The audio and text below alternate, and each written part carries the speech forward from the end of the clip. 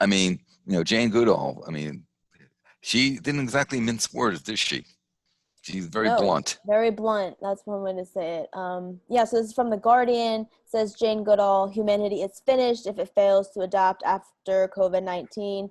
Primatologist calls for overhaul of food habits to prevent a future pandemic. So let's dive in. Let me read a little bit. Sorry. Oh, humanity will be finished if we fail to drastically change our food systems in response to the coronavirus pandemic and the climate crisis, the prominent naturalist Jane Goodall has warned. She blamed the emergence of COVID-19 on the overexploitation of the natural world, which has seen forests cut down, species made extinct, and natural habitats destroyed. So we'll jump off from there. What do you think on this? She's right. I I mean, know. we've been, I mean, it's really, this is not even a point for debate. It's point of fact. We have Right. overexploited the natural world. We have cut down the forest. We have made species extinct. We are destroying natural habitats. Anyone who has a quarter of a working cerebrum can see that. Exactly.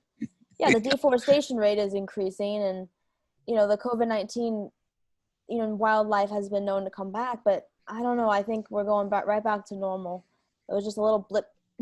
Another thing that she meant, intensive farming was also creating a reservoir of animal diseases that would spill over and hurt human society.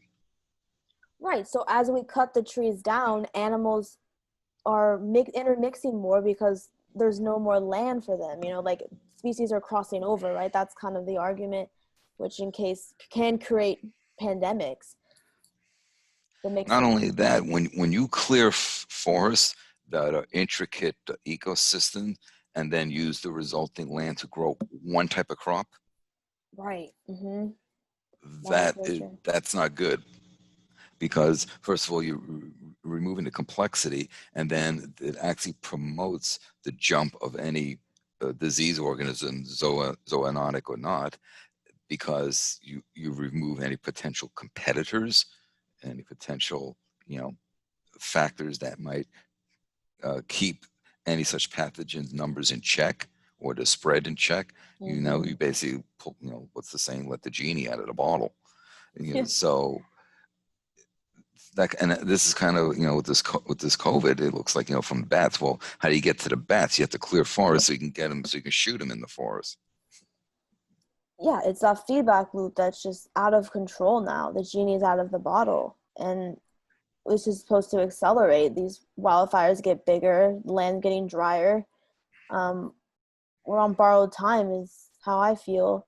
And Jane Yeah. Goodall is explaining, we need to change our diet, and that kind of coincides with what you just talked about, how like we're clearing the land of all these these forests and the Amazon and places in Indonesia and all these places. Also, urbanization is an issue, right? Where humans are expanding, and you said where you're going to put them. I don't know, stick them in the city. But but we're also expanding where wildlife is, and that she's arguing, right? That's what we Well, just have talked you about. ever gone walk barefoot in a city when it's 80 degrees outside? Walk barefoot on the concrete and the asphalt? No. Yeah, don't, because you'll burn your feet. But if it's 80 degrees and you're in a grassland, you can walk barefoot Exactly. Yeah, it's cooler. because of the nature of the asphalt and the concrete. Yeah. And then they that's why they often talk about urban hot zones, because it's absorbing so much heat. Exactly, right? The island heat of like a city Yeah, versus other places. Yeah, grassland. urban heat islands, exactly. So you got that issue. So Hmm. and then also, if you have concrete and asphalt, guess what? Water, you get a torrential downpour. Guess what the water's going to do? It's not Just gonna run right absorb. through. Yeah. Where if you have some sort of grassland or a marsh or whatever, the ground has potential to absorb some of that moisture, so you don't get the massive erosional runoff. Hmm. And therefore, the natural habitats are destroyed. Urbanization. It's all these like things intermixed. And Jane I mean, Goodall. she goes on to say, we have brought this on ourselves because of our absolute disrespect for animals and the environment.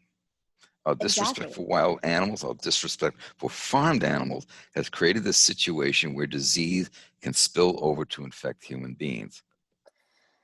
I So yeah, mean, she talked there it about the is. factory farming as an issue Oh, as well. that's horrid. And also she said antibiotic resistant superbugs because of factory farming. Hmm. So that's Yep. just another virus based on our practices of how we're living as humans today. And how do we change that is a great question. You know, is it too late, Jim? I mean, I don't like asking these questions, okay, but they need to be asked, I guess. I mean, we should strive. I agree with Jane. We should definitely strive, but damn it, it seems like no matter what, people are stubborn in their Well, ways. okay. How do we even have a hope of changing things? I Right, don't know at what the this answers point. are, but I can make some suggestions. First of all, you need to start with the education system. You need to be better Seriously. educating people starting from preschool, pre-kindergarten, I should say. You know, when they're Absolutely. like 3 and 4. You just need to redo that. But to improve the educational system, you need to start paying teachers better. In Mm-hmm. Finland, they pay them an equivalent of 100,000 US dollars a year, and there's often 2 or 3 teachers per classroom. Exactly. And the You don't classrooms are even like want to know what's 10 to going on. 15, and the classrooms like 10 to 15 students, and not like 40. Jim, when I was in that teaching program, I had like 36 students with like it was a nightmare. But It go is. ahead. It's a Yeah. nightmare. There's no control. Go ahead. Yeah. Side I note. used to teach high school, and I'm a substitute. Well, now not because of everything closed down, but yeah, I mean, There it's you go. just crazy. So you start there, but also so you need to be making people scientifically literate.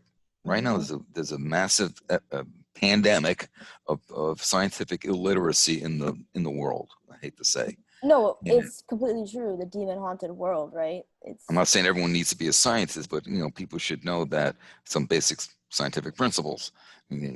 Or if you look at a graph like what we talk about here, that people will be able to understand what the hell it's the information being conveyed. So you got exactly. that.